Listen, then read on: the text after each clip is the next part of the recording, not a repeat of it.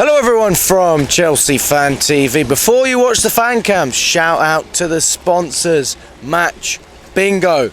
Now, over the past week, something's changed. Matt got a new tattoo. We're not going to zoom into it, but if you actually look in between here, it's a Match Bingo tattoo. All right, we're not going to zoom in. Okay, Matt, why do you love Match Bingo so much? So I win money, mate. And how old do you have to be to play? You got to be 18 Or over? or over. There you go. So download Match Bingo, click the link down below. He got a tattoo of it, so... Up the Match Bingo. Hello everyone from Chelsea Fan TV. My name is Alex and I'm with Charlie. Charlie, mate, we just beat Nottingham Forest 3-2. This is not the first time we've had a comeback and some serious limbs in the away end. Crystal Palace is the first one that comes to mind. Obviously we had Man United as well. There is a fighting spirit in this team, but also end product. Yeah, mate, one thing, you can level a lot of things at us, and one thing you can't say we are is boring. Whether we're winning games or losing games, the games that we're involved in are always exciting. You know, you get your fucking money's worth watching us. You know, that's the reality. And you know what, today, this is like a big test for us. You know, coming out to an away game, you know, a team that, well, obviously I think they were safe before kickoff, but you know, it's their last home game of the season. It's a tough place to come. It's a good atmosphere.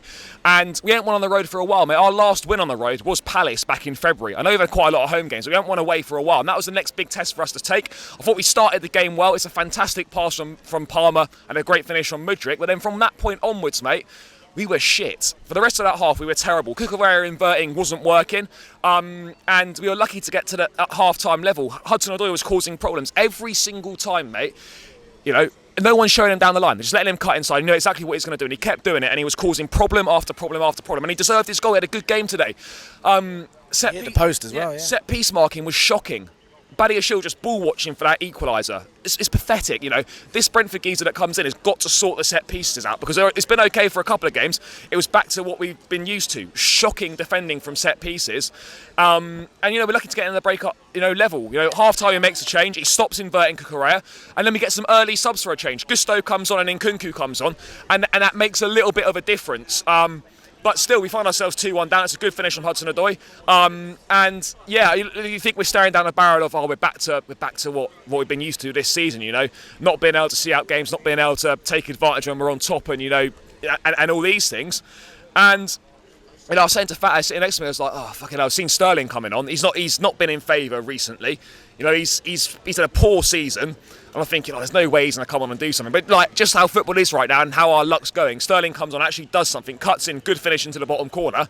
And then, you know, we see Reece coming back, fantastic. And I thought that switch to the back three with Reece playing right centre-back, Malo Gusto playing right wing-back, that worked really well. And within 2 or 3 minutes, Reece has put a lovely assist in for Jackson to head in. 14 Premier League goals for Nicolas Jackson, by the way. Start putting respect on his name. You know, you get these comparisons. Kai Havertz reborn under Arteta. And Jackson's someone that can't finish. Jackson's got 14 Premier League goals this season. Start putting some respect on his name. You know, he's coming in, he's doing the job. He's 22 years of age. I'm just fed up with seeing the criticism of him. Yeah, he's frustrating and he's going to miss chances and he's going to like not do things in a game. But he knows where the back of the net is. 14 Premier League goals is a fucking decent return. So I think we should start putting some respect on his name, to be perfectly honest. But I mean, yeah, I'm just delighted, mate. You know that we've managed to win an away game, that we've managed to win an away game. It's been a while, and we showed some fight, some spirit, some passion, and you know we're now level on points of Newcastle in 7th, and we could be going on a fucking European tour next season. Mate, we've been asking the question this year: what is Europe? And now we're within touching distance. We are within touching distance, and do you know what the frustrating thing is, right? You know, it could have been so much easier for us, you know. 4 more points today, and I don't think we're a million miles behind Spurs, you know. It's those missed opportunities, the drop points at Sheffield, the drop points at Burnley. You're thinking today, Newcastle have drawn, it's a chance to close up 2 points on them and go level on points, and you're looking at us 2-1 down, you're thinking, how many times are we not going to take advantage of our opportunities? But actually, do you know what, mate? We did today, and now we're level on points. We've got 2 games left, and momentum and confidence is massive in football, and you can just feel that this team has got a never say die attitude about it. You know, I look at us in games recently, and I think even when we're down, I still think we're going to do something. We can come back. Obviously, Arsenal aside, I knew from 4 minutes in we were going to lose. But generally speaking, mate, there's a never say die. There's a fight about this team, and that's something that is really good to see. And the manager deserves credit for instilling that mentality and creating that togetherness within the group, because this group of players is the most together group of players we've seen in a long time. Yeah, I mean, there's no doubt that they're playing for the manager and they're putting a shift in. I mean, there's been criticisms about that because of the training regime and maybe that's contributed to the injuries, but ultimately I think it's all ifs and buts.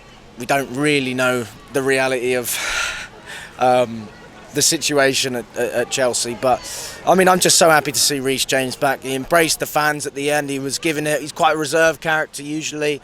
Good to see, how happy he is to be back in the team. Mate, it was massive. He's not played since December. I think it's been like 153 days or something. And, not only is it frustrating for us, think how tough it is mentally for him. Time after time getting injured, doing the rehab, all the dark days on your own when everyone's training outside, everyone's playing, things are going well.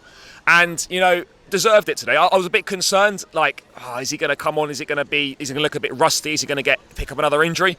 Mate, he looked brilliant, Great assist for the Jackson header. And it's just fantastic to have him back. It's a huge boost for everyone at the club. Yeah, Palmer again. Palmer again. Palmer again. Ole, ole. Yeah, it's a huge boost for everyone at the club. End of season. I know it's the end of the season, but it's a massive boost. So, yeah, I'm delighted for him, mate, and not only for us, but for him on a personal level as well, because it must be so difficult that. And he's one of our best players. Let's be real. He's one of our best players, and it's brilliant to have him back. So that's only a positive, and it's like a little cherry on top of the cake today that we won, and Reece come back and was involved in the winning goal. And right at the end, we heard the fans singing Cucurella's name. To go from the low point he was at, everyone wanted him out. He almost went on loan to Man United, and now one of our best players at the moment. Yeah, mate. This is what I mean. You've got to believe and have trust in these players. You can't just write people off so quickly. Fans love to write players off so quickly. And you've got to give these guys a chance. It's going to take a little bit of time for these guys to get into the groove and find their feet. But Cucurella, it's been great. The fans love him. You go through difficult spells as a player, but you always got to back your own. You've always got to back your own, no matter how frustrating they are. I'll always back every single player until they're no longer in a Chelsea shirt, because that's what you should be doing. Because the better these players do, and the more support you give them, that's what you want. You want the team to do well. So if you're tearing players down, that's not helping the team. So. Do you know what I mean, mate? You just got to get behind these guys, and these guys are showing their worth now. Yeah, I mean, well, you're actually in the same camp as me. Can we now say that, actually, in the grand scheme of things, despite the fact that we have been backing this manager, me and you are right?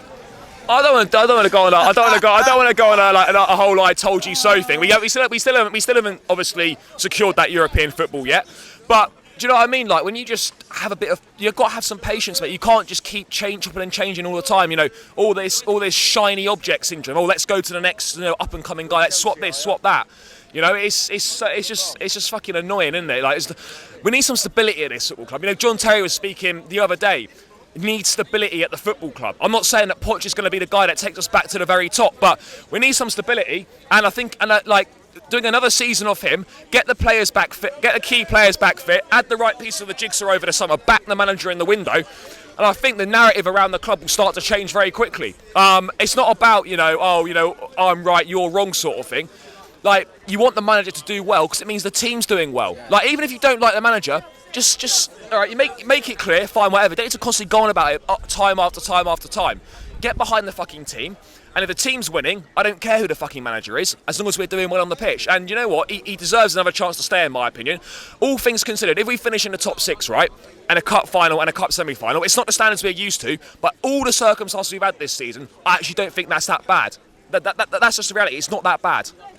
Yeah. Well, when you look at last season and you compare the two, they're I don't know the word. Incomparable, yeah. Is that the word? Yeah, but all you can ask for, right, is from season on season is progression. Has the team got better this season? Yes. Have individual players improved? Yes. Are the team playing for the manager? Yes. Are we playing better football? Yes. You can see that we're improving. So, why would you make a change when this team is improving?